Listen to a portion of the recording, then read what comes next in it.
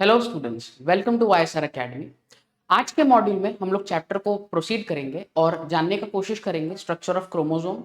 Will also talk about the types of linkages. We'll understand what is the concept of linkage. We'll also understand the pattern and understand the inheritance. So we'll quickly jump over the topics that we are going to discuss today. And before that, last lecture में हम लोगों ने chromosome के बारे में centromere के position के हिसाब से थोड़ा सा डिस्कस कर लिया था. We also discussed chromosomal theory.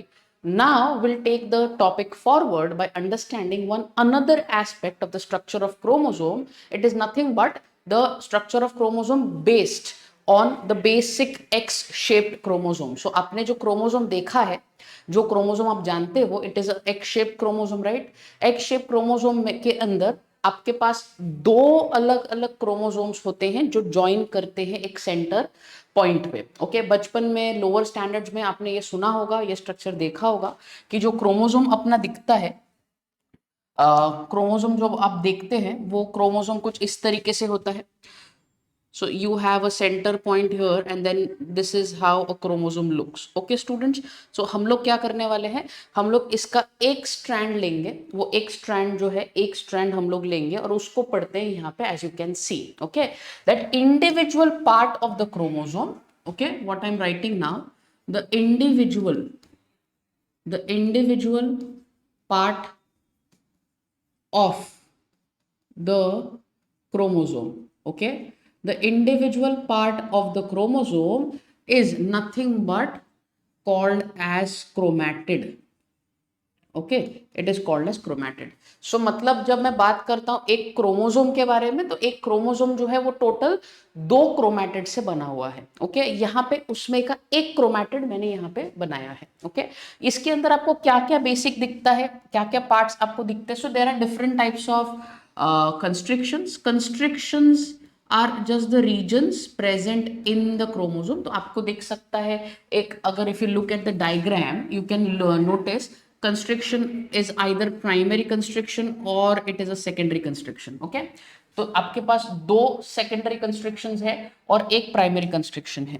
इसके अंदर I would like to point out main important part which is the primary constriction.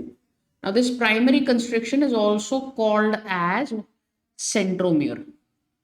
Okay, it is also called as centromere. Now students, what exactly is a centromere?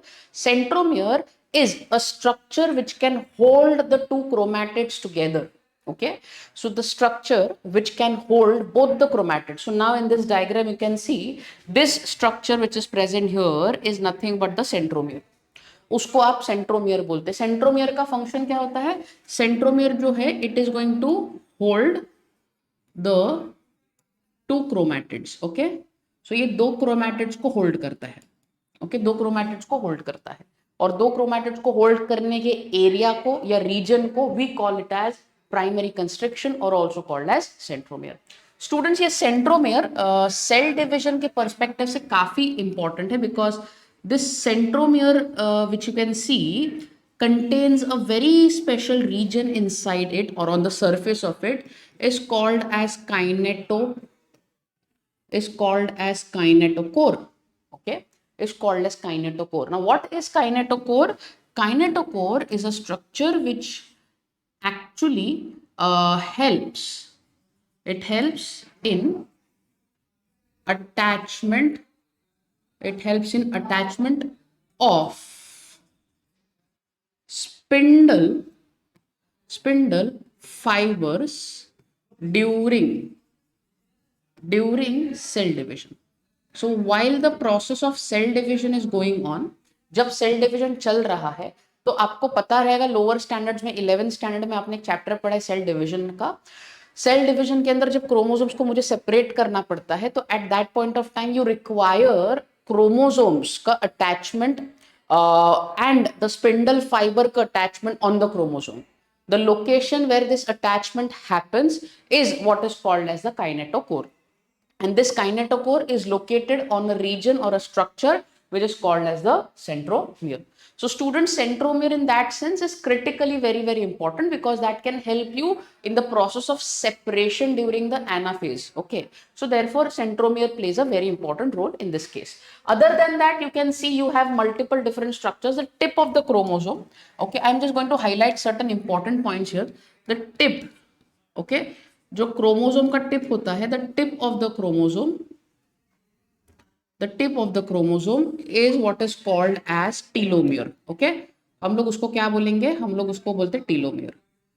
Telomere is the end of the chromosome. Chromosome जहां पे and हो रहा है उस point को मैं telomere बोलता हूं. और एक तरफ जो नीचे के तरफ है, you have a satellite. Okay, you have a satellite. Again it is a terminal part of the chromosome. Terminal part of the chromosome. So chromosome का सबसे एंडिंग वाला part from this side, if you can notice, is nothing but the satellite, and just uske upar you have what is called as a chromonemata. Students, you can just have a glance over understanding the structure of the chromosome, as to if at all they're asking you to explain the structure of chromosome.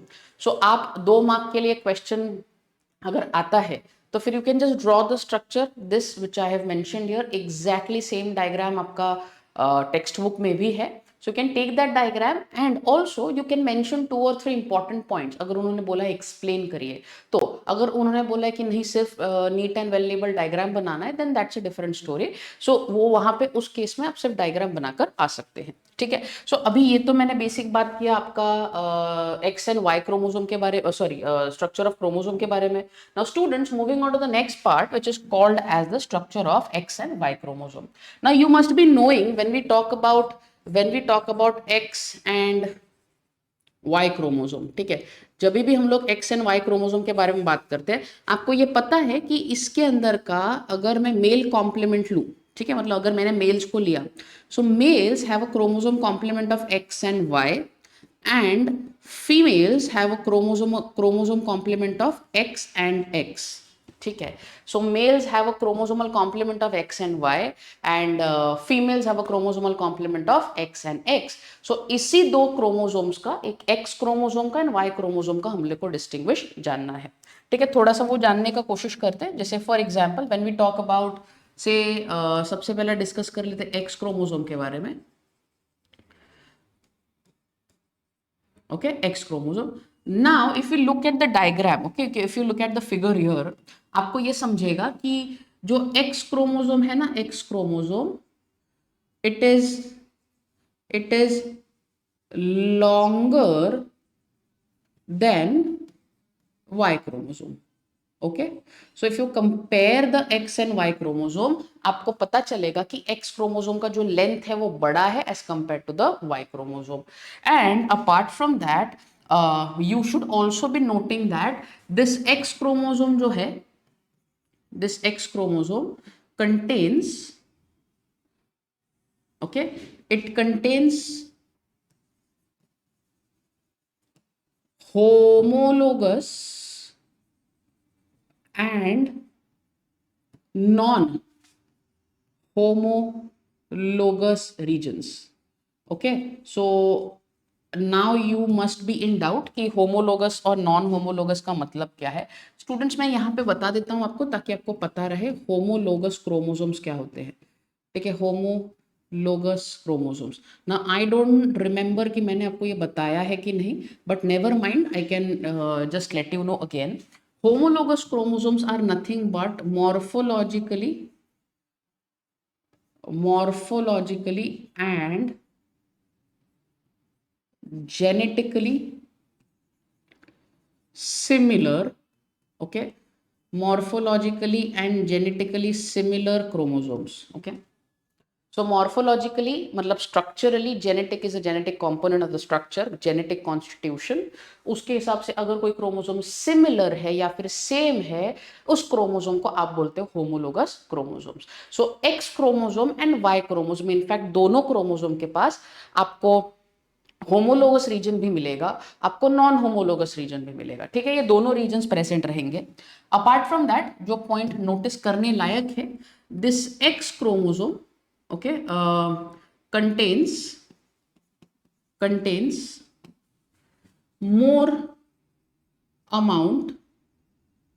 more amount of euchromatin.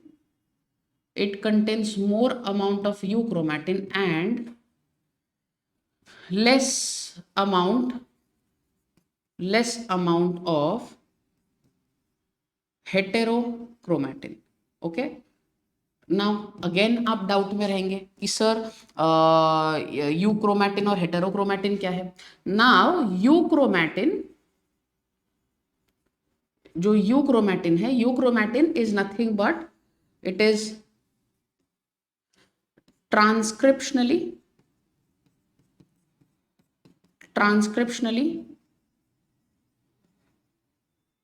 more active, okay, transcriptionally more active. And heterochromatin जो होता है, heterochromatin जो है it is transcriptionally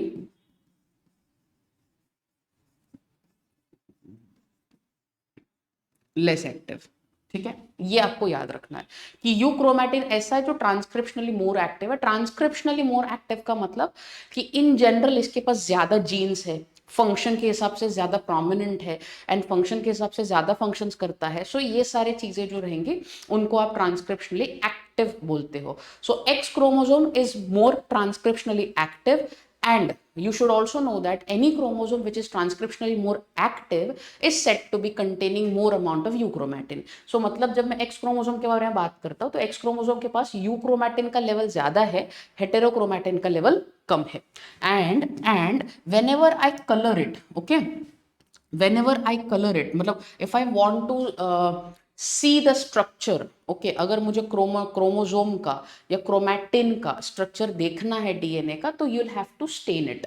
staining मतलब क्या, एक type का colour procedure, एक टाइप का डाई प्रोसीजर है कि जहां पे आप कोई ट्रांसपेरेंट चीज को कोई कलर ऐड करते हो और उसके वजह से आपको वो विजिबल हो जाता है। सो दैट इज वाई इसको भी अगर आपको एक्स क्रोमोजोम को अगर देखना रहेगा तो एक्स क्रोमोजोम जो रहेगा वो आपको स्टेन करके पता चल जाएगा या विजिबल रह सकता है। ओके स्टूडेंट्स, सेकेंड क्रोमोजोम जो है हमारे पास, पहला तो क्रोमोजोम देख लिया X chromosome. Now moving on to the next chromosome which is called as the Y chromosome. Now students, Y chromosome क्या है? Y chromosome जो है it is सबसे पहला it is shorter than X chromosome, okay? X chromosome के comparison में shorter है and again it also contains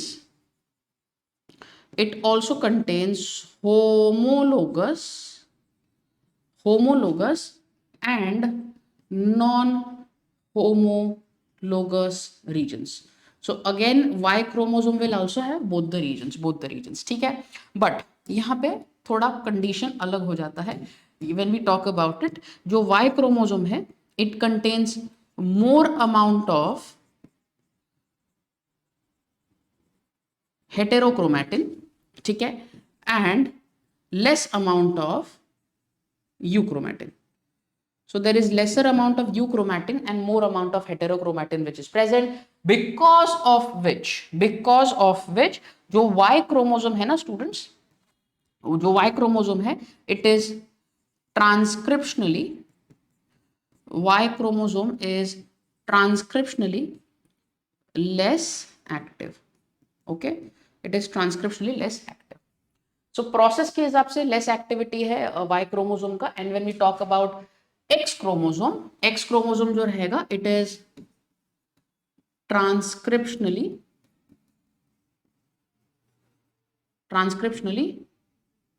more active, okay, वो ज्यादा एक्टिव, ट्रांसक्रिप्शन के हिसाब से वो ज्यादा एक्टिव है। So you have X chromosome and you have Y chromosome. ज्यादा से ज्यादा यहाँ से क्वेश्चंस जो पूछे जा सकते हैं that would be distinguish between You cannot expect your diagrams and all of that. You can't expect that. But आप ये expect कर सकते हैं कि वो 2 मार्क के लिए आपको एक distinguish पूछे और वो distinguish के हिसाब से आप ये 4 points पे add के it is more than sufficient and can fetch you full marks. So that's not a problem at all. Okay, so ये रहा तुम्हारा X and Y chromosome. बच्चों एक topic बचता है जो मैं अलग से वीडियो डालूंगा उसका, which is called as the concept of linkage. Okay, so you in your textbook there's a huge big diagram figure which is talking about specifically about the concept of linkage which was discovered by one scientist. So उसके लिए मैं अलग से 15 minutes का या फिर 10 minutes का एक वीडियो ऐड कर दूंगा, तो वो सिर्फ और सिर्फ उस टॉपिक से फोकस्ड रहेगा। तो उसको छोड़कर नेक्स्ट टॉपिक पे हम लोग बढ़ते हैं। तो नेक्स्ट टॉपिक जो हमारा है it is nothing but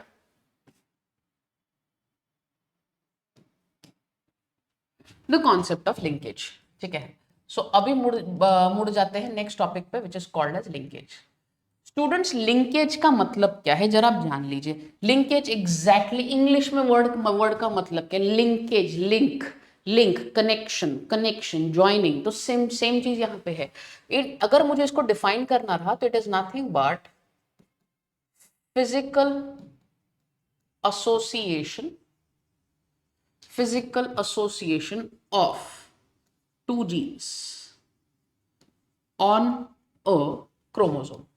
So on a chromosome अगर कोई physical association है दो जीन्स का, तो वो कितना हद तक है, उसका association कितना strong है या फिर उसका association कितना weak है, ये अगर हमको जान के लेना है तो हमको ये समझना पड़ेगा कि भाई what is exactly linkage. Okay, linkage होता क्या है?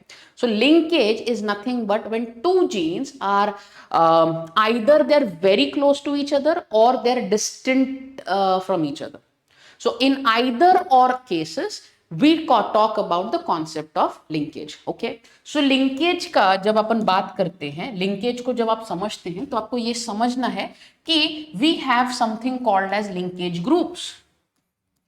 Okay, मतलब हर एक ऑर्गेनिज्म के पास एक fix set of linkage groups होते हैं। ठीक है, लिंकेज ग्रुप होते हैं। तो अगर बाय चांस मुझे लिंकेज ग्रुप फाइंड आउट करना है then what I can do? Linkage group is nothing but number of chromosomes, number of chromosomes present on haploid set. Okay, haploid set या number of genes present on a haploid set of chromosomes. So it can be, अगर मैं एक example दूं जो काफी ज्यादा familiar है आपके साथ, अगर मान लो मैंने बोला ह्यूमंस, ठीक है, ह्यूमंस के पास 46 क्रोमोसोम्स है तो उनके पास 23 लिंकेज ग्रुप्स हैं। ठीक है, सो 46 क्रोमोसोम का हैप्लॉइड सेट कितना हुआ? 23, right? So humans have 23 linkage groups. Now who discovered this? Now in case of plants, this concept of linkage was discovered by a scientist called as Punnett. Okay, and in case of animals, it was discovered by a scientist known as T.H. Morgan or also called as Thomas Hunt Morgan. इन्होंने एक organism पे काम किया।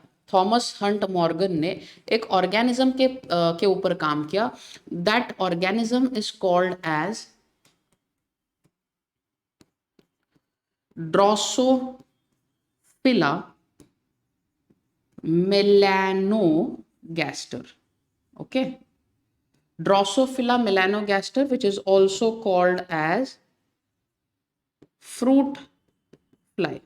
Okay, तो सड़े हुए fruits पे वगैरह छोटी छोटी मक्खियां आती हैं, these are nothing but the fruit flies. So fruit fly का scientific name is Drosophila melanogaster, जिसके ऊपर टीएच मॉर्गन ने लिंकेज का कॉन्सेप्ट एक्सप्लेन किया है। सो ये एग्जैक्टली क्या बात किया है, कैसे क्या, तो जैसे कि मैंने बताया आपको एक छोटा सा मैं 10 to 15 मिनट्स का एक छोटा सा बाइट वीडियो बना दूंगा। वो वीडियो सिर्फ और सिर्फ इसके लिए होगा, लिंकेज के लिए होगा। ठीक है, तो अभी अपन जाते हैं लिंकेज के टाइप्स के ऊपर। ठीक है, अभी अपन मुड़ेंगे फटाक से। So we will understand the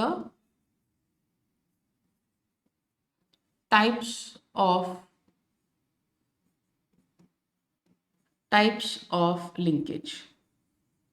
Okay, types of linkage. Now students, you have two major types of linkages. Okay, आपके पास दो major type of linkages है. One, the very first is called as complete linkage. Okay, complete linkage. अभी मैं कुछ definition लिख रहा हूँ इसका, जरा समझना क्या लिख रहा हूँ. ये complete linkage exactly क्या है? When the genes, I'll change the color just a second.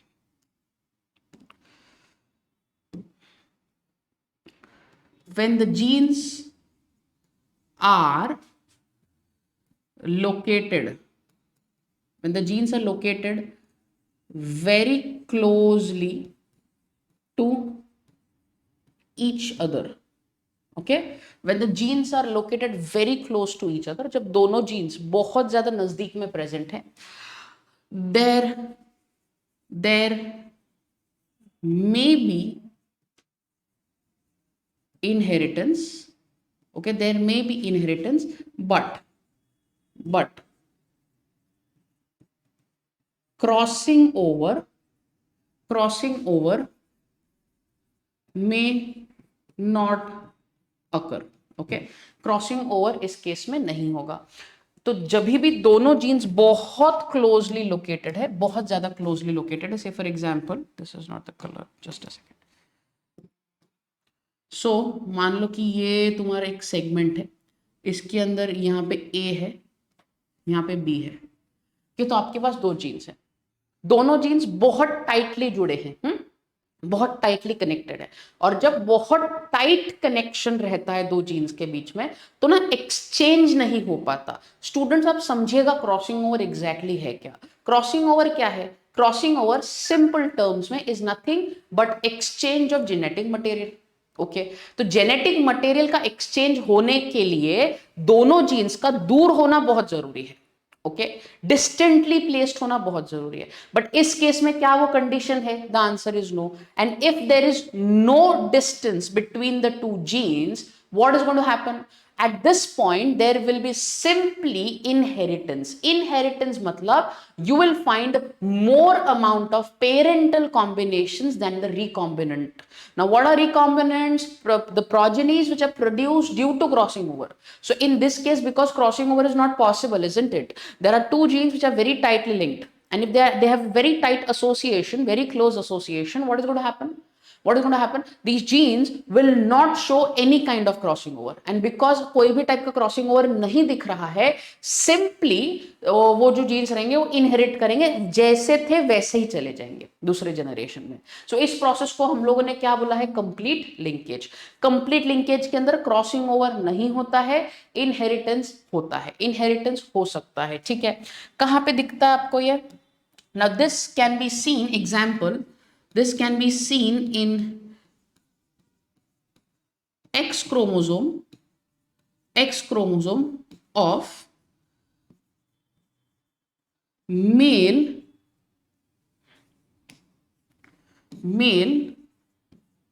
Drosophila. Okay, male Drosophila के एक्स क्रोमोसोम में कंप्लीट लिंकेज आपको दिख सकता है. एक एग्जाम्पल है, याद रखना है. दूसरा टॉपिक ऑफ डिस्कशन क्या है? दूसरा topic of discussion is nothing but incomplete linkage. Students, what is incomplete linkage? Now can you just try and recollect it.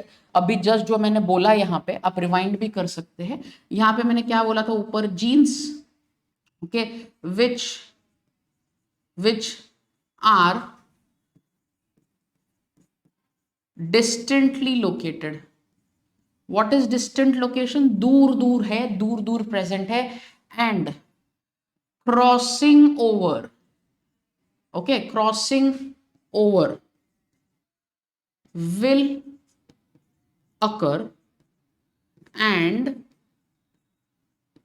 Inheritance जो है it may not occur. Exactly उल्टा देखिए जरा, ठीक है. तो यहाँ पे क्या हो गया कि आपके पास दो जीन्स थे, okay, so you have a यहाँ पे, एंड से फॉर एग्जाम्पल आपको यहाँ है B.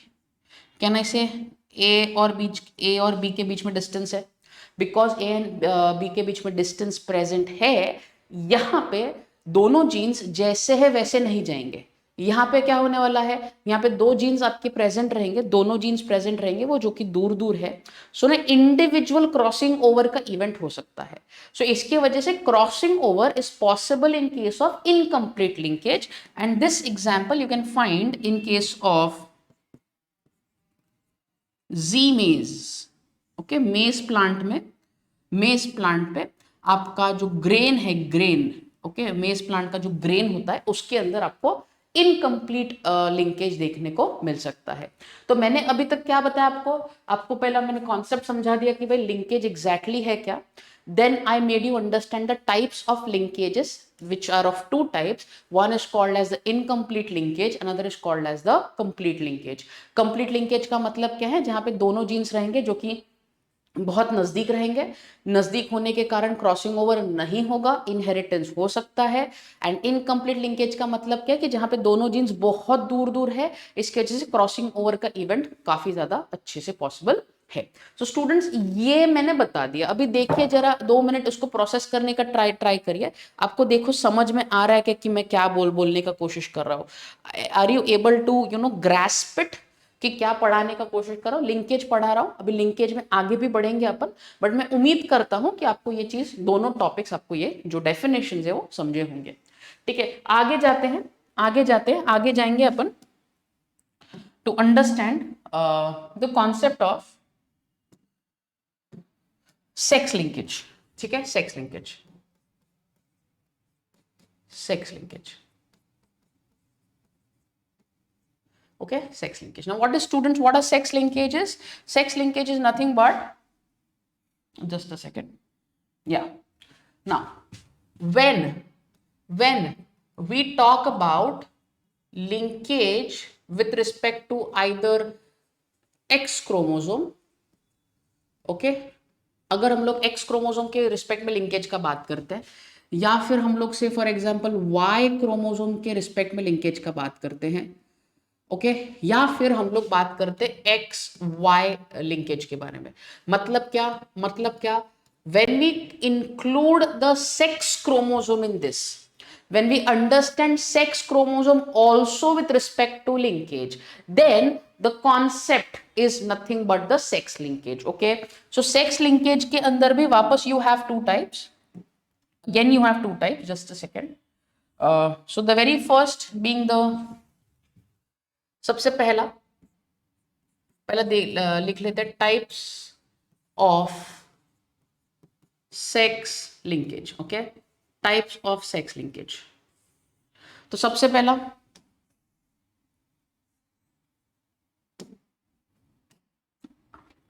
You have incomplete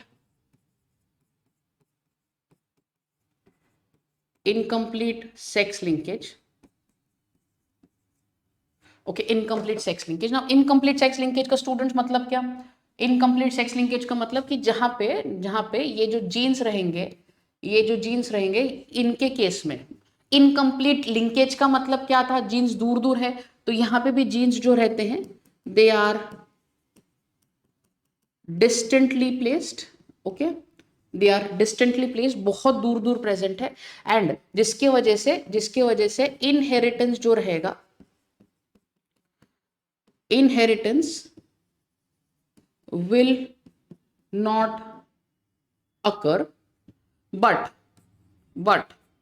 can I say crossing over will occur, crossing over will occur, same concept है। और दूसरा बात, क्रॉसिंग ओवर बिकॉज हो रहा है, आपको ये समझना है कि ये जो जीन्स रहेंगे they will be located on homologous chromosomes. Okay, ये जो जीन्स रहेंगे they will be located on homologous chromosome. Are you understanding what I am trying to say? So this is what it is कि जब मैंने sex linkage के बारे में बात किया तो मैं X chromosome and Y chromosome को भी कंसिडर कर रहा हूं। ठीक है, दूसरा टाइप का कॉन्सेप्ट देखो जरा। दूसरा टाइप का concept is nothing but the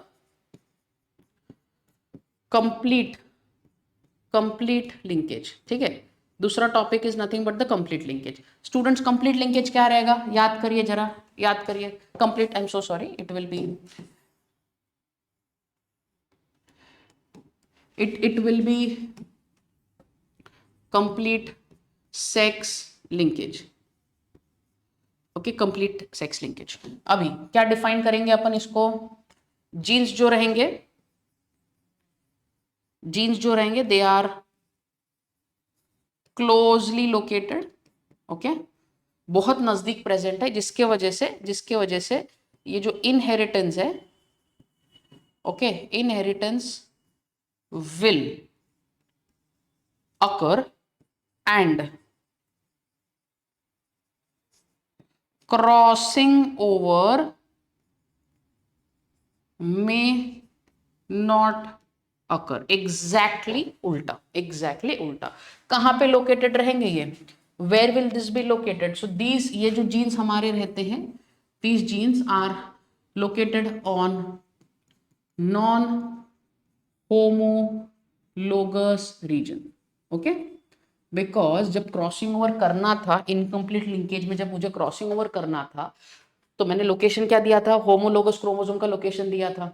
अभी जब मेरे को कंप्लीट लिंकेज के बारे में बात करना है, तो chromosomes would be present on the non homologous region, ठीक है। यहाँ पे एग्जाम्पल का डिस्कशन करना जरूरी है, because now we have to talk about it. So we can take example of haemophilia, okay, एक हीमोफीलिया का एग्जाम्पल ले सकते हैं हम लोग। Then we can take red green color blindness, okay, we can take red green colour blindness. तो ये दो एग्जाम्पल पर्टिकुलरली मैं ले रहा हूँ, हालांकि आपके टेक्स्ट बुक में और भी एग्जाम्पल्स है, आप ये दो ही याद रखेंगे तो भी चल जाएगा, बिकॉज ये दोनों का अपने को एग्जाम्पल समझना है, जानना है, एग्जैक्टली समझना है, ठीक है। अब एक छोटा सा पार्ट जो मैं ऑलरेडी हम लोगों ने 11th स्टैंडर्ड में उसको कवर किया है, बट एक रिविजन के तौर पे मैं आपको बता देता हूँ कि what exactly do we mean by crossing over. So किन स्टूडेंट्स को अगर बाय चांस आपको समझा नहीं होगा क्रॉसिंग ओवर हो रहा है नहीं हो रहा है, क्रॉसिंग ओवर एग्जैक्टली क्या है, तो उन बच्चों के लिए मैं क्रॉसिंग ओवर क्या है बता दे रहा हूँ। क्रॉसिंग ओवर सिंपल प्रोसीजर, एकदम सिंपल टर्म्स में डेफिनेशन अगर समझेंगे तो it is the process in which there is exchange of genetic material, okay, exchange of genetic material. Condition क्या होना चाहिए, कंडीशन ये होना चाहिए कि ये प्रोसेस होने के लिए क्रोमोसोम्स, ओके, जो क्रोमोसोम्स रहते हैं they should be non sister and they should be homologous. The condition is only two, कि भाई क्रोमोसोम्स कैसे होने चाहिए, क्रोमोसोम्स नॉन सिस्टर होने चाहिए, क्रोमोसोम्स होने चाहिए होमोलोगस, ओके। कौन से सेल डिवीजन में दिखता है आपको ये स्टूडेंट्स, कोई रिकलेक्ट कर सकता है कौन से प्रोसेस में दिखता है, it is seen in meiosis 1, ठीक है, मियोसिस 1 में दिखता है, मियोसिस 1 के प्रोफेज 1 में दिखता है, और प्रोफेज 1 के एक फेज में दिखता है, उसका नाम है पैकेटीन, ओके। ये टर्म आपको याद रखना है। सो ये रहा तुम्हारा बेसिक क्रॉसिंग ओवर। किसी ने अगर डेफिनेशन पूछ लिया तो आपको ऑलरेडी पता है।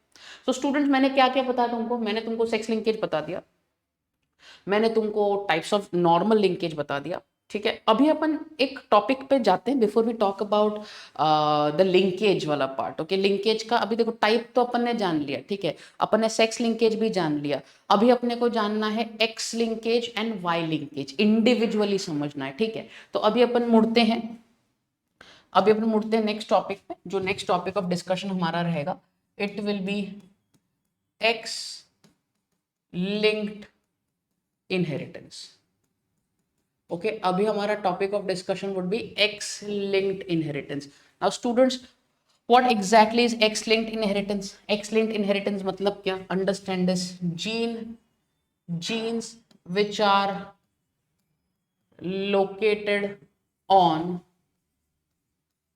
non homologous region of X chromosome. Okay, ऐसे जीन्स जो कि non homologous region of X chromosome पे लोकेटेड है, उनको हम लोग क्या बोलते हैं? We call it as x linkage और एक्स लिंक्ड इनहेरिटेंस। ओके ना, एक्स लिंक्ड इनहेरिटेंस के लिए कुछ फंडामेंटल्स है जो आपको जानना जरूरी है। पहले जैसे कि मैंने बताया, सी फीमेल है, female female have a two double X complement, okay, and males have a single X complement and a Y complement. ठीक है, इधर तक समझ में आ रहा है? तो ऐसे दो तरीके के डिवीजन है। अब अगर मेरे को बात करना है कि मान लो इन पर्टिकुलर जीन्स को लेकर ही मुझे बात करना है, ठीक है, मुझे इन जीन्स को लेकर बात करना है, कैन आई से जरा समझना भी, ठीक है, कैन आई से जब मैं फीमेल्स के बारे में बात करता हूं, ठीक है, फीमेल्स के बारे में बात करता हूं, तो फीमेल्स कैन आई से हैव टू एक्स क्रोमोसोम्स, दो एक्स क्रोमोसोम्स प्रेजेंट है ना, इनके पास दो एक्स क्रोमोसोम्स प्रेजेंट है। अगर बाय चांस कहीं पे कुछ तो डिफेक्ट हो गया, मान लो कुछ गड़बड़ हो गई, ओके, गड़बड़ का मतलब क्या है? कोई एक जीन है जो जिस हिसाब से फंक्शन करना चाहिए उस हिसाब से फंक्शन अगर वो नहीं कर रहा है और वहां पे कोई दिक्कत हो गया, वहां पे कोई प्रॉब्लम हो गया, तो कैन आई से एक एक्स क्रोमोसोम पे वो जीन अगर खराब हो गया है तो कैन आई से दूसरे एक्स क्रोमोसोम का वो जीन वही काम करना चालू कर सकता है, बिकॉज दोनों एक्स क्रोमोसोम तो at the end of the day तो सेम ही है, isn't it?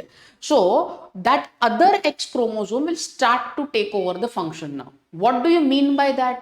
The meaning is, if at all one gene gets defected in one X chromosome, the other X chromosome can take up the job and do the same function again. Then what do you mean by that? The probability of female suffering from any kind of a disorder, any kind of a disease, any kind of a problem located on the X chromosome is very, very, very, very less. Why so? Why so? Because females have two X chromosomes. So now when we talk about two X chromosome, so like I said, जैसे कि मैंने बताया कि तुम्हारे पास दो X है, कि दो X है, यहां पे मान लो कुछ दिक्कत आ गया, इधर दिक्कत आ गया, तो now the job would be taken up of this particular gene by this X chromosome. इसकी वजह से आप बोलते हो फीमेल्स के पास जो एक्स क्रोमोसोम होता है ना, it is present in double dose, double dose. तो in order to have a problem और हैव अ डिफेक्ट, ओके, अगर कोई डिफेक्ट चाहिए, ओके, अगर कोई डिफेक्ट होना है, अगर कोई डिसऑर्डर होना है, तो कंडीशन क्या है? Both X chromosomes, okay, both X chromosomes should be damaged, okay, दोनों X क्रोमोसोम डैमेज होने चाहिए, ये हमारा कंडीशन है। अगर उसमें से सर फिर इधर भी दो प्रोबेबिलिटीज है, यहाँ पे भी दो प्रोबेबिलिटीज है, क्या दो प्रोबेबिलिटीज है? तो यहाँ पे मान लो ऐसा हो सकता है कि दोनों के दोनों X क्रोमोसोम नॉर्मल है, तो भाई कोई दिक्कत ही नहीं है, कोई दिक्कत ही नहीं है। दूसरा कंडीशन ऐसा हो सकता है कि एक एक्स नॉर्मल है, ओके, और एक एक्स एबनॉर्मल है। एबनॉर्मल का मतलब क्या? कुछ तो प्रॉब्लम है। अभी अगर बाय चांस मानो कि ये कंडीशन रहा, अगर ये कंडीशन रहा, देन व्हाट कैन आई से द एबनॉर्मल एक्स क्रोमोसोम का function would be taken by the normal x chromosome, but can I also say that this particular abnormal X chromosome contains the defect or the damage of that particular gene? So in this case, this particular individual can be denoted as carrier. इसको आप क्या बोलेंगे? इसको आप बोलते हो career. Career मतलब वो जीन वो कैरी कर रहा है, वो जीन वो कैरी कर रहा है बट एक्सप्रेस नहीं कर रहा है, बिकॉज वो एक फॉर्म में है, तो वो फॉर्म फंक्शन ही नहीं कर रहा, उसने किसी और को फंक्शन दे दिया है, वो बाजू वाला क्रोमोसोम उसका फंक्शन ले रहा है। But if I want to have a condition in which you have one X which is abnormal, the another x which is again abnormal, now can I say there is a problem? अगर दोनों x के jeans अगर abnormal निकले तो भाई अभी दिक्कत है। क्यों? Now there will be defect, isn't it? अभी आपको कोई ना कोई डिफेक्ट दिख जाएगा। मतलब अगर फीमेल्स को कोई डिफेक्ट होना है एक्स क्रोमोसोम वाला, आप क्या कंक्लूजन कर पा रहे हो? कंडीशन ये है कि दोनों एक्स क्रोमोसोम खराब होने चाहिए, दोनों एक्स क्रोमोसोम खराब होने चाहिए। अगर एक क्रोमोसोम खराब है, एक क्रोमोसोम नॉर्मल है, तो उसको आप कैरियर बोलते हो। अगर दोनों टकाटक है तो फिर अपन उसको नॉर्मल बोलेंगे। बट ना condition exactly swaps in case of males. Males के बारे में देखो, मेल्स के केस में थोड़ा सा अलग कॉन्सेप्ट है।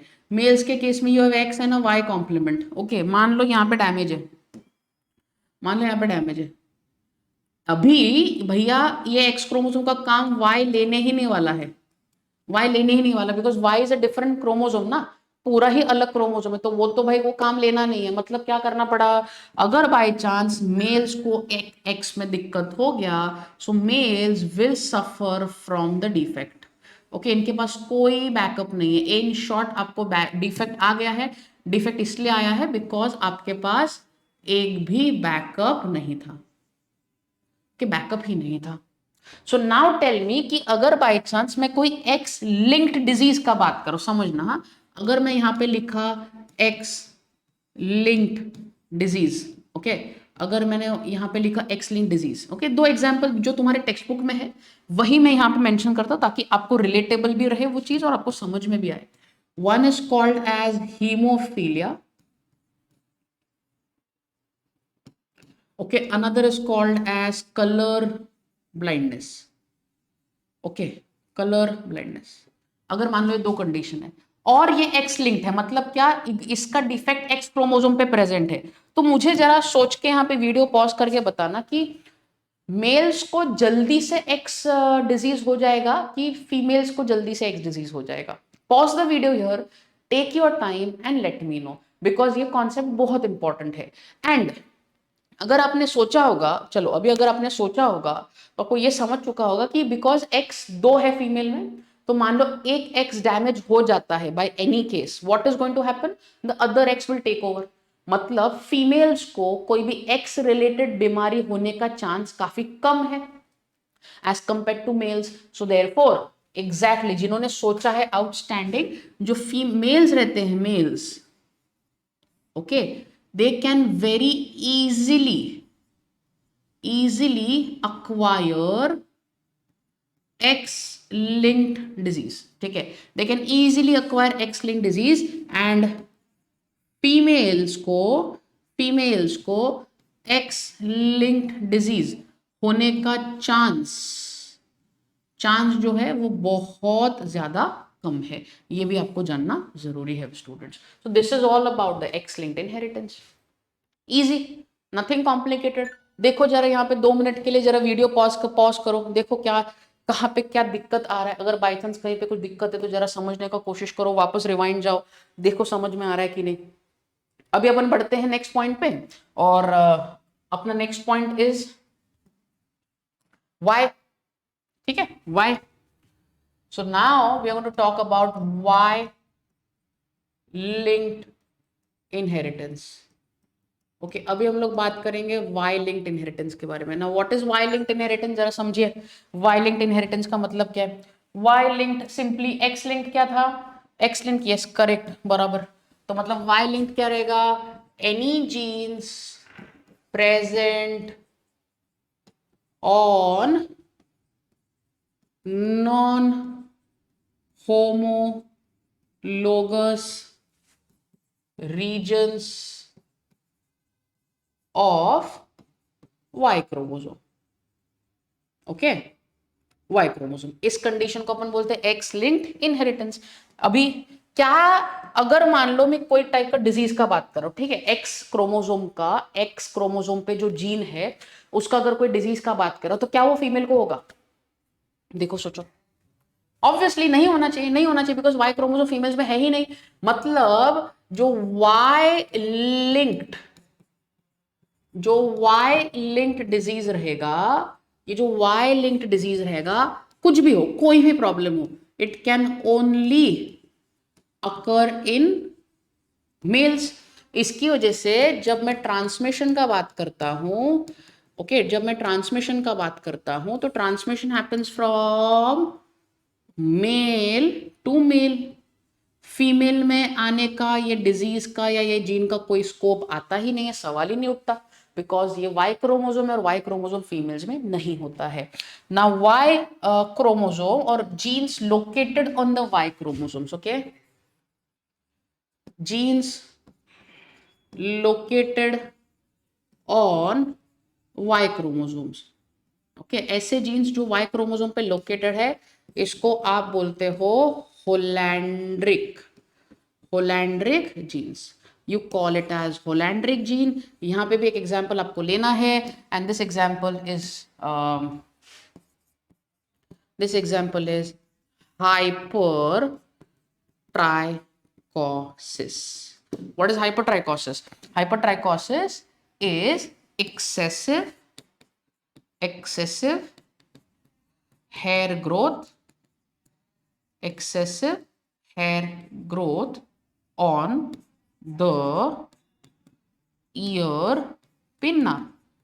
ईयर पिन्ना मतलब जो एक्सटर्नल ईयर है ना, यहाँ पे बालों का ग्रोथ होना, इस तरफ बालों का ग्रोथ होना, आपने देखा होगा बहुत सारे लोगों को, बट ये फीमेल्स में पॉसिबल नहीं है, ये सिर्फ और सिर्फ मेल टू मेल ट्रांसमिशन है, तो उसको आप बोलते हो वाई लिंक्ड इनहेरिटेंस। देखो स्टूडेंट्स, देखो समझ में आ रहा है कि क्या बोलने का कोशिश कर रहा हूं मैं। So that is what it is, that is what it is. तो अपन ने एक्स लिंकेज भी देख लिया, वाई लिंकेज भी देख लिया, अभी अपने को ना कुछ एग्जाम्पल समझने हैं, दोनों के समझने हैं। मैं आपको यहाँ पे ओवरव्यू दे देता हूँ कि सबसे पहले आपको जानना है what is called as colour blindness, okay, colour blindness. Colour blindness के अंदर अगर आप समझेंगे, say for example when I talk about colour blindness, आपको कलर ब्लाइंडनेस के बारे में आपको एग्जैक्टली क्या पता है? पॉज द वीडियो, यहाँ पे जरा दिमाग लगाने का कोशिश करिए कि भाई what exactly do you know about colour blindness? Have you heard of the word colour blindness? क्या आपने कलर ब्लाइंडनेस के बारे में सुना है? Yes, definitely. कलर ब्लाइंडनेस जो है कि जहां पे आपको कलर्स का डिस्टिंग्विश कर पाना काफी दिक्कत भरा काम हो जाता है, isn't it? So colour blindness is nothing but a condition, it is a condition in which a person is not able to distinguish between red and green colours, ठीक है, रेड एंड ग्रीन कलर में distinguish हो ही नहीं पाता, and all appear to be grey, हर एक चीज उनको ग्रे में दिखती है। This is what is colour blindness. अब कलर ब्लाइंडनेस के अंदर आपको ये समझना है, एक टेबल आपके सामने में बना रहा हूं, ये आपको पता होना बहुत ज्यादा जरूरी है। So I will take say for example male, female, ठीक है ना। अभी समझना, सबसे पहले अपन ड्रॉ करेंगे normal, carrier, and then will talk about colour blind, ठीक है। अब ये कंडीशन एग्जैक्टली क्या है? अगर बाय चांस मुझे नॉर्मल मेल बनाना है, कलर ब्लाइंड नहीं है जिसको, कैपिटल, अभी देखो कैपिटल जो होता है ना, capital C, in this case it indicates normal, small C indicates colour blind, ठीक है, ऐसा भी याद रखेंगे। मैं एक बताता हूं, देखो आपको चमक रहा है क्या? अगर मेल को नॉर्मल करना है, बिकॉज ये एक्स लिंक्ड है, तो can I say normal X capital C Y, isn't it? X capital C Y. Female को अगर नॉर्मल करना रहेगा तो दोनों एक्स क्रोमोसोम नॉर्मल होने चाहिए, तो X capital C, X capital C, ठीक है।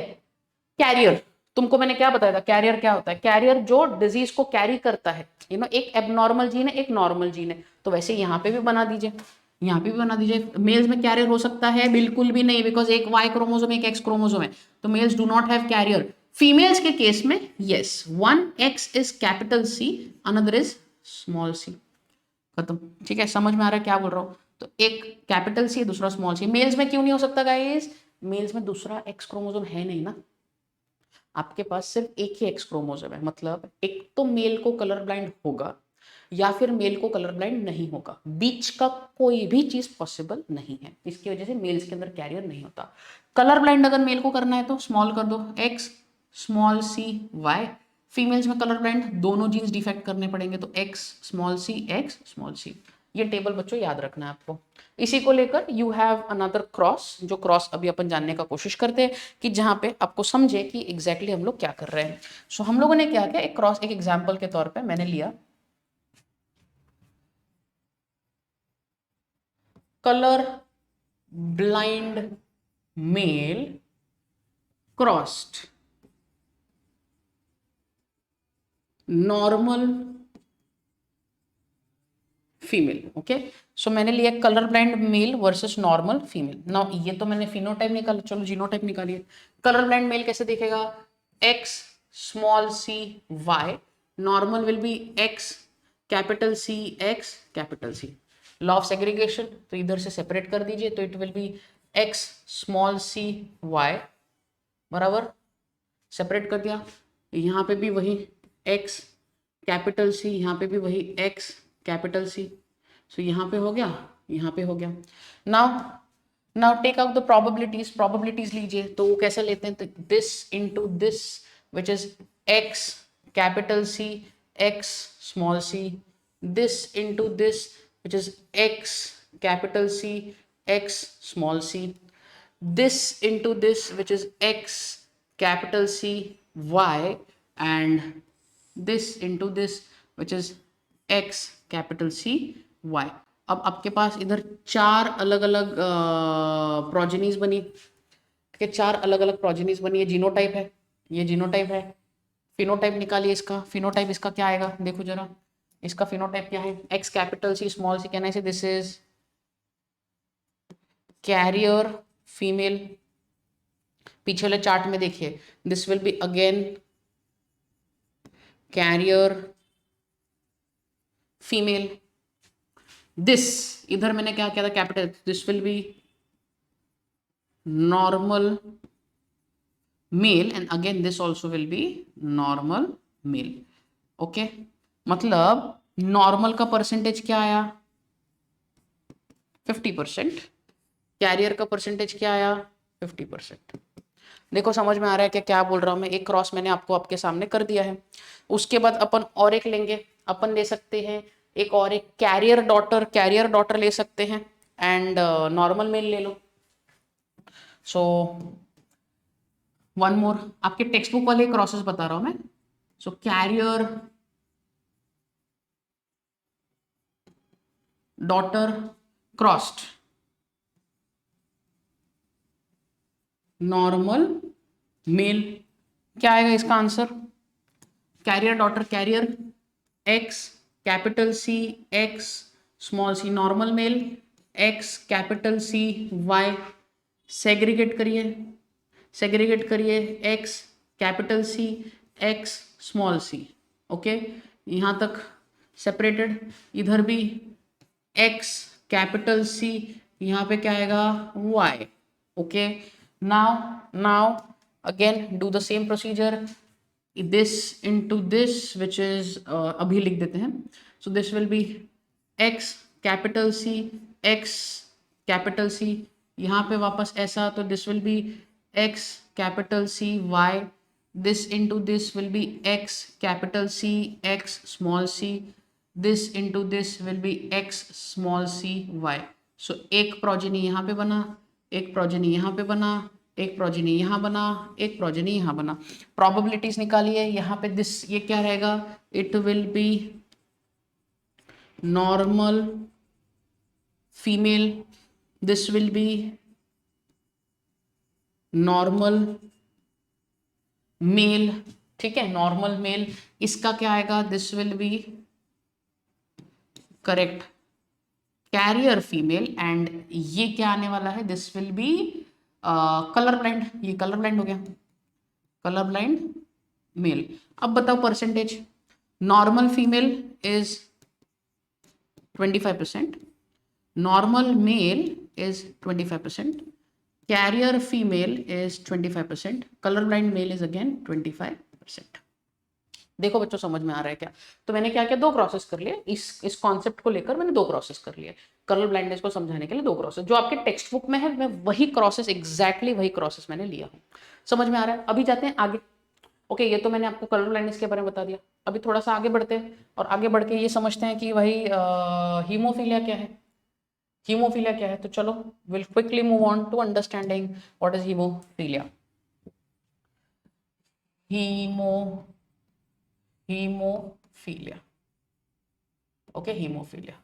नाउ हीमोफीलिया जो है, haemophilia is nothing but, just a second, I'll maintain the same colors तो आपको easy रहेगा समझने।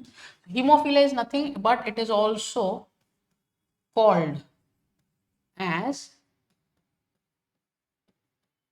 bleeders disease।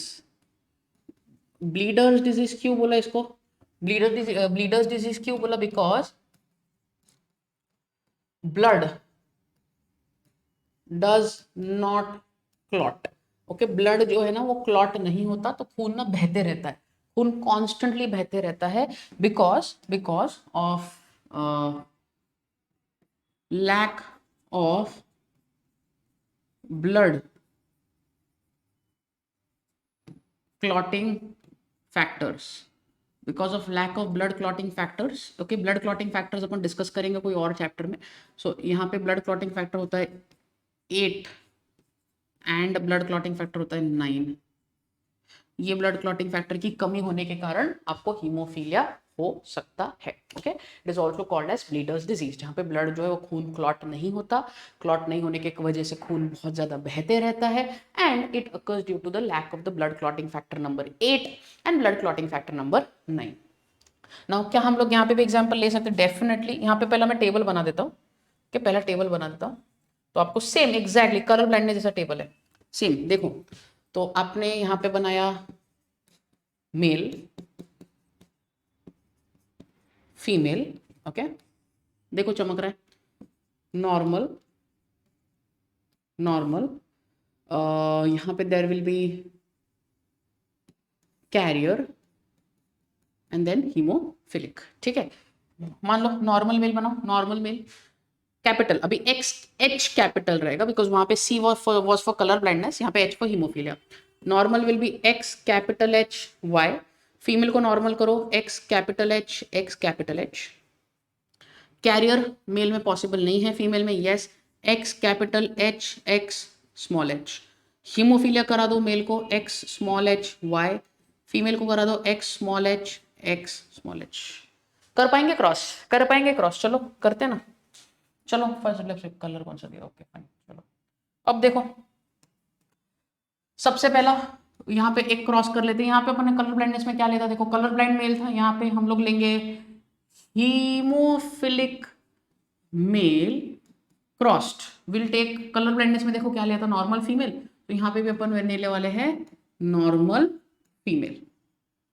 ओके, ऐसा इसका ये निकालिए, जीनोटाइप निकालिए, जीनोटाइप निकालिए, haemophilic male X small H Y crossed X capital H X capital H. Segregate करिए, सेग्रीगेट करिए, यहाँ पे रहेगा एक्स स्मॉल एच, इधर रहेगा Y X capital H X capital H. चलो बना दो कॉम्बिनेशंस, इसका इसके साथ which will be X capital H X small H, इसका इसके साथ लगा दो, so it is X capital H X small H. तो देन इसका इसके साथ तो एक्स कैपिटल एच वाई के, इसका इसके साथ करा दो एक्स कैपिटल एच और I am so sorry Y.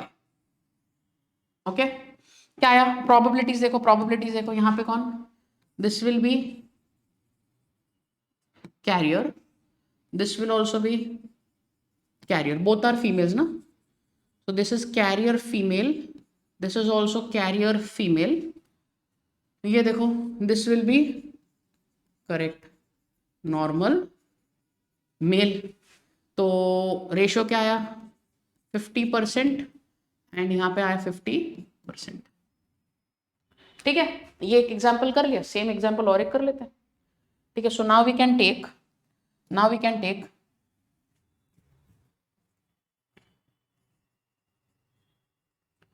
carrier daughter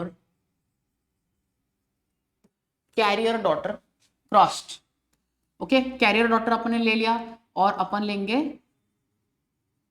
normal male को। कलर ब्लाइंडनेस में भी देखो क्या लिया था, कलर ब्लाइंडनेस में भी नॉर्मल मेल ही लिया था अपन ने, हीमोफीलिया में भी वही रखना, टेक्स्ट बुक में जो है वही फॉलो करेंगे अपन।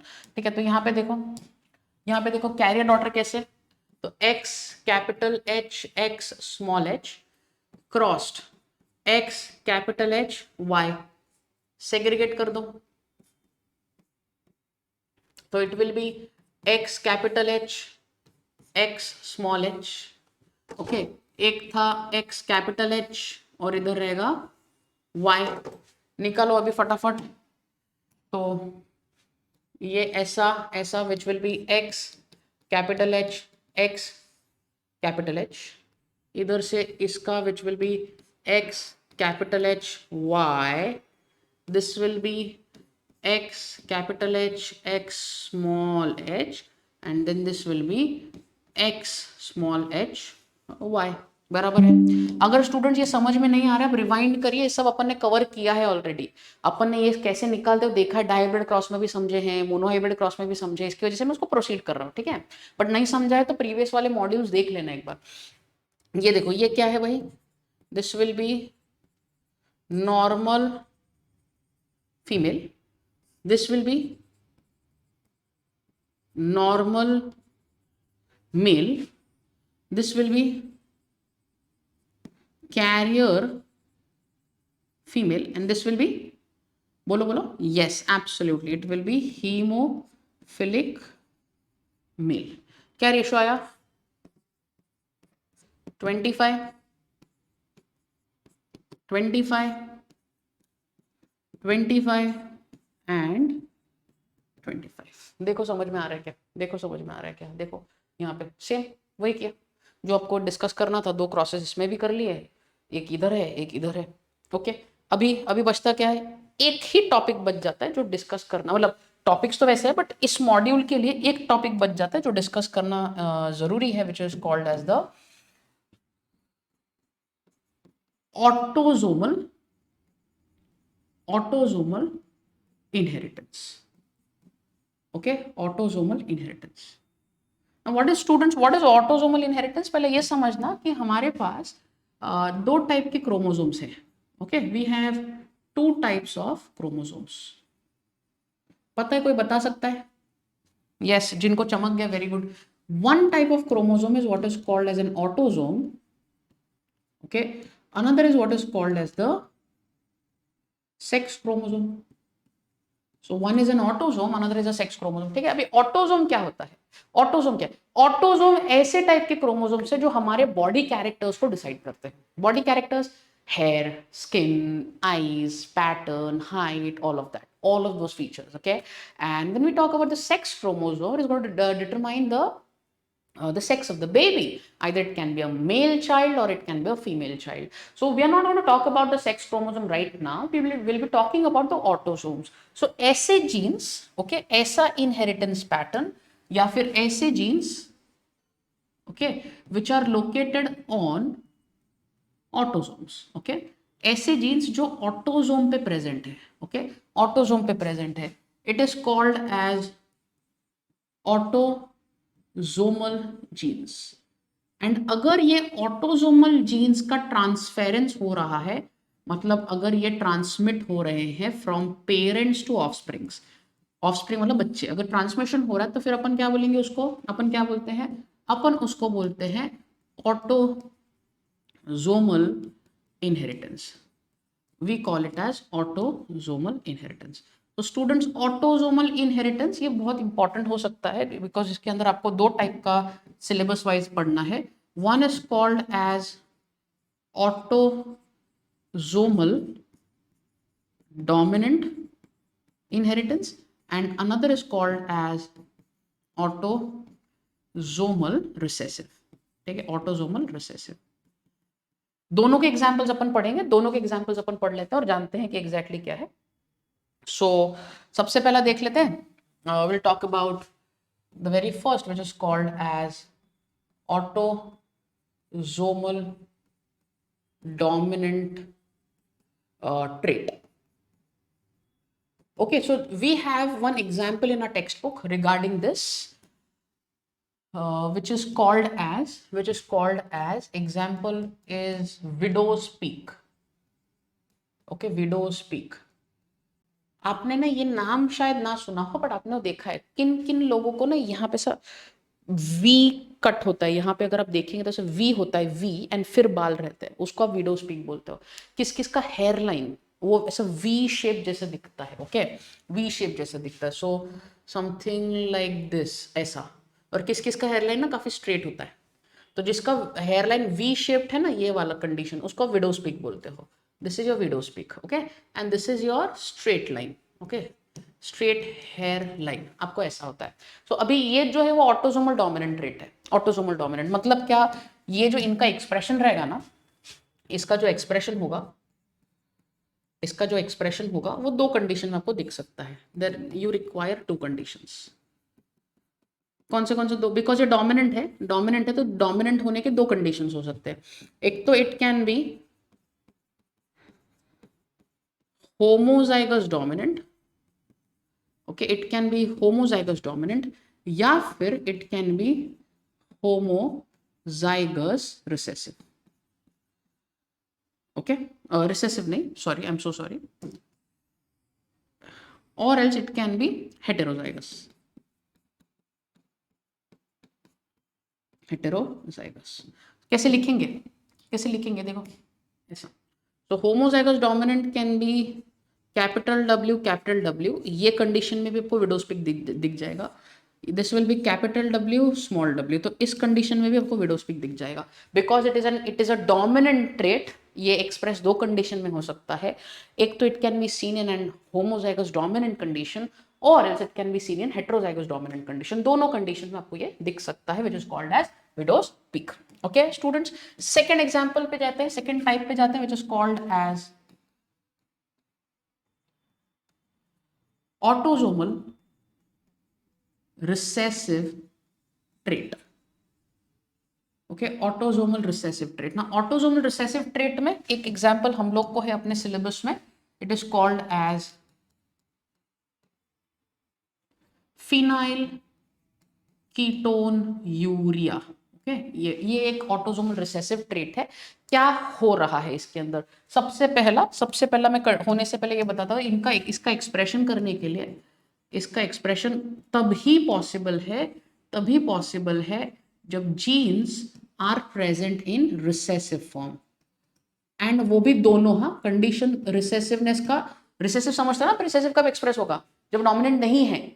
सो अगर दोनों के दोनों जीन्स कंप्लीट रिसेसिव है तो ही जाके ये कंडीशन हो सकता है। इसमें होता क्या है, there is an enzyme, there is a defect in the enzyme, एक टाइप का enzyme, and this enzyme is called as PAH, PA।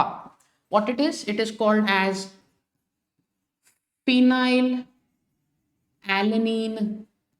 okay, phenyl alanine hydroxylase।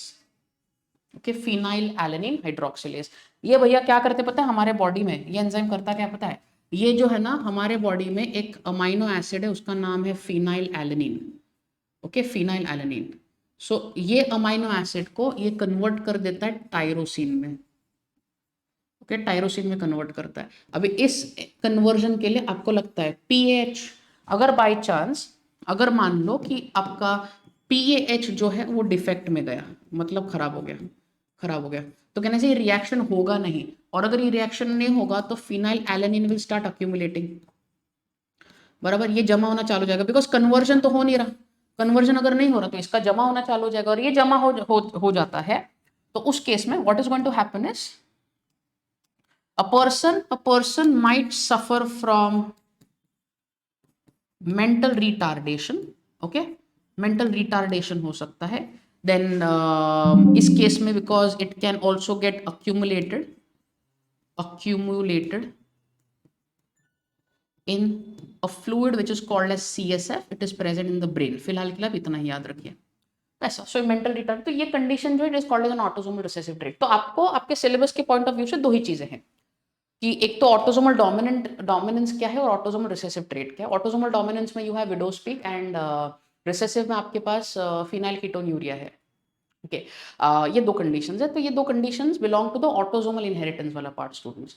तो आज के मॉड्यूल में, आज के लेक्चर में हम लोगों ने क्या क्या किया? स्ट्रक्चर ऑफ क्रोमोसोम देख लिया, लिंकेज को देख लिया, लिंकेज के टाइप्स देख लिया, सेक्स लिंकेज देख लिया, देन द नॉर्मल लिंकेज वाला देख लिया, एक्स लिंकेज देख लिया, वाई लिंकेज देख लिया, उन दोनों के एग्जाम्पल्स देख लिए, ऑटोसोमल इनहेरिटेंस देख लिया। एक पार्ट जो, जैसे कि मैं वापस एक बार बता रहा हूँ, जो बच्चे बीच में से जुड़ गए हैं, एक पार्ट जो मॉर्गन का एक्सपेरिमेंट बचता है, I will take a very separate video on that and I will be only talking about that experiment, okay, which will be Morgan's experiment for 5 to 10 minutes, how much ever that time will consume, I'll be taking that separately, okay. Other than that, this chapter up till now has been covered everything. I've covered everything. The only thing which is now left for the next module is one is sex determination in 3 different species. One is humans, another is birds, and the third is honeybees. Then you have the genetic abnormalities, which is different kinds of syndromes and all of that. So ये दोनों topic मैं combine एक ही lecture में, एक ही module में combine करके chapter को finish कर दूंगा, okay. And I will also recommend you to please watch the lecture 1 of this chapter, because otherwise ना लिंक आपको बैठेगा नहीं, लिंक टूटते जाएगा वो चीज, and that will be very difficult for you to sit in between the lecture and then understand, it will be difficult. So I will highly recommend you to go back to the video, go back to the first module of this inheritance and variation chapter, start from there and then steadily pick up, okay. जो चीजें मैंने पढ़ाई हैं, this is only with respect to your academic syllabus, which is your board exam, and if you are making the notes, it would be easier for you, you know, writing in the notes and making the notes will help you write in the exam properly, okay. Because जो technical words है वो सारे मैंने बता दिए हैं. I've eliminated all the grammar stuff. Grammar का जो पार्ट है वो तो मैंने कंप्लीट एलिमिनेट कर दिया. तो बचता क्या है, जो चीजें आपने नोट्स में लिखी है उसको ही आपको इलेबोरेट करके एग्जाम में लिख देना है, will get full marks, there is no doubt about it. So therefore I think so कि आज का मॉड्यूल आपको समझ में आया होगा. By any chance, if you have any doubts, please put down in the comment section. I will reply you as soon as possible. And I would highly urge you to please subscribe to our YouTube channel, which is YSR Academy. Please like our video. Please, we're taking a lot of efforts to put in daily content for you guys. So I hope कि आपको ये समझ आया होगा. बहुत सारे अलग अलग फैकल्टीज भी ये लेक्चर्स ले रहे हैं, फिजिक्स के हो रहे हैं, केमिस्ट्री के हो रहे हैं, मैथ्स का हो रहा है, बायो का हो रहा है. So I hope that effort is going in right direction and we would highly appreciate, you know, if you give us a like and also subscribe to our channel. I'll see you in the next class, the next module, and we'll discuss and take the chapter forward. Till then, take care and stay safe.